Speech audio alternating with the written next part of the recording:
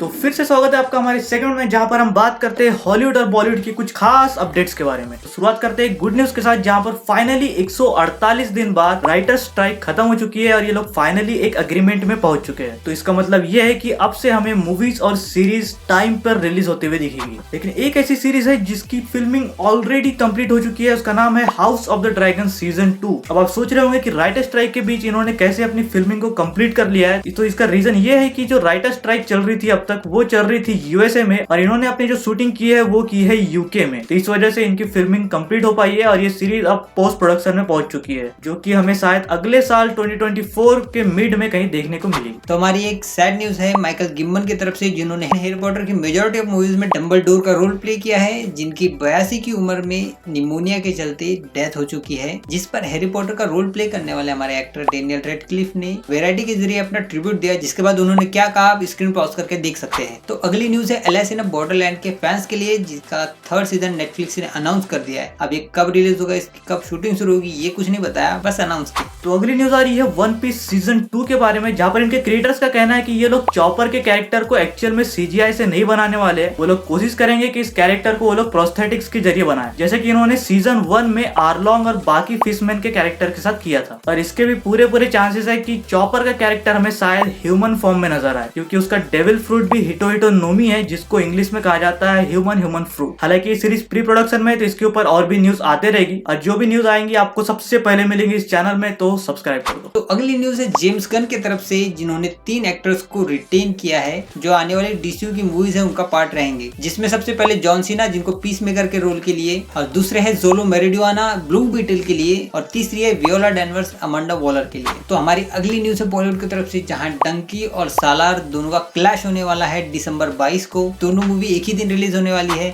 तो अगली खबर है इसी साल रिलीज हुई मूवी 2018 के तरफ से, जो कि ये मूवी बेस्ड है 2018 में आई हुई केरला फ्लड्स के बारे में, और इस मूवी को इंडिया की तरफ से ऑस्कर्स में भेजा जा रहा है। तो आते हैं हमारे अगले ट्रेलर अनाउंसमेंट और टीजर वाले सेगमेंट में, तो जिसमें सबसे पहले है अर्गाइल का trailer, starred by Henry Cavill, John Cena, Dua लिपा और बहुत सारे कैरेक्टर है जिनके आप लिस्ट पॉज करके देख सकते हैं। तो अगला ट्रेलर है हमारा सिस्टर डेथ का, जो कि एक हॉरर मूवी है और ये नेटफ्लिक्स पर रिलीज होगी 5 अक्टूबर को। और इसी के साथ रिक एंड मॉर्टी का सीजन 7 का ट्रेलर भी आ चुका है। तो जस्टिन रोलैंड को रिप्लेस करने के बाद इसके कौन से 2 नए वॉइस आर्टिस्ट है, इसका अभी तक खुलासा नहीं किया गया है, लेकिन ये सीजन को देखने को मिलेगा अगले महीने 15 अक्टूबर को। तो हमारी अगली न्यूज है कोरियन ड्रामा स्क्विड गेम की तरफ से, जहां Netflix squid game the challenge नाम से एक रियलिटी शो निकाल रहा है, जिसमें 3 सबसे बड़ी चीज होने वाली। पहली कि ये सबसे बड़ी बिगेस्ट स्ट्रीम सर्विस के लिए प्रोड्यूस हो रही है, और दूसरी कि यहाँ biggest group of contestant participate करेंगे, जो कि है 456। और तीसरी बड़ी न्यूज है कि biggest cash price ever offered, जो है $4.56 मिलियन,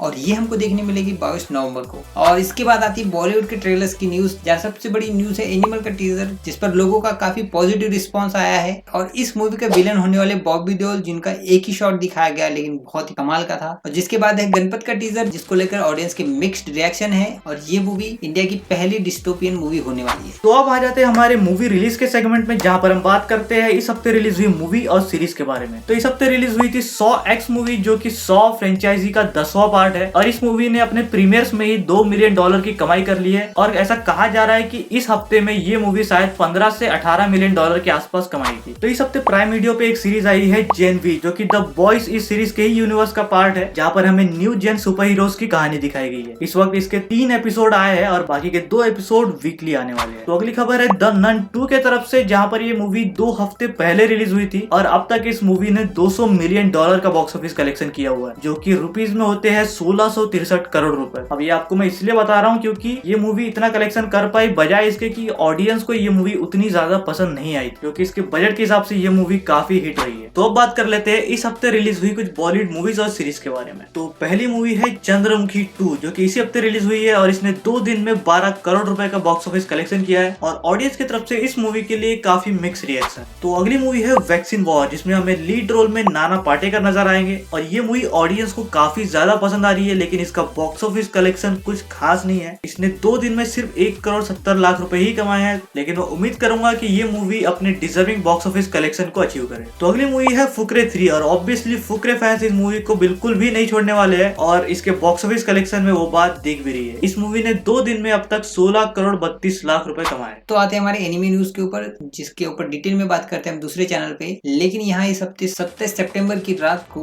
नेटफ्लिक्स ने अपने ऑफिशियल चैनल पे कैसलवेनिया द नॉकटर्न के 3 एपिसोड को लाइव प्रीमियर किया, जिसके साथ उन्होंने काफी सारे अनाउंसमेंट किए। आप स्क्रीन को पॉज करके देख सकते हो। तो यहीं तक थी हमारी इस हफ्ते की न्यूज। अगर आपको वीडियो अच्छा लगा तो लाइक कर देना, चैनल को सब्सक्राइब करना। तो मिलते हैं आपको अगले वीडियो में, तब तक के लिए बाय।